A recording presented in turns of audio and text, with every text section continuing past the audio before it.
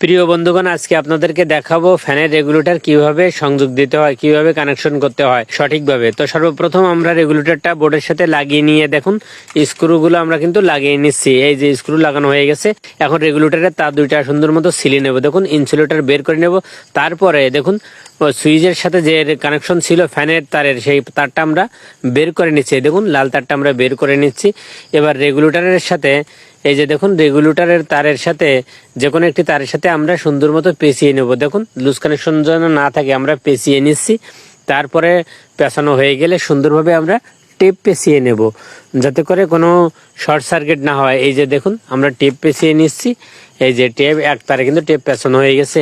এবার রেগুলেটরের দুটি তারের একটি তার কিন্তু এখনো রয়ে গেছে, যে তারটি আমরা সুইচের ভিতর থেকে খুলছিলাম সুইচের আউটপুট থেকে। এই দেখুন ইনপুটে কারেন্ট আছে আর আউটপুটে তারে আমরা কানেকশন দিয়ে দেবো। দেখুন প্লাস দিয়ে ধরে, যেহেতু কারেন্ট আছে আমরা প্লাস দিয়ে ধরে আমরা সুইচের আউটপুট তারের সাথে কানেকশন দিয়ে দিচ্ছি। দেখুন কানেকশন দেওয়া হয়ে গেছে। এখন নাটটা কিন্তু টাইট দিয়ে আপনাদেরকে দেখাচ্ছি যে ফ্যান কিরকম চলে। এই যে দেখুন রেগুলেটর কিন্তু সঠিকভাবে কাজ করতেছে, আপনারাও চাইলে পারেন এভাবে।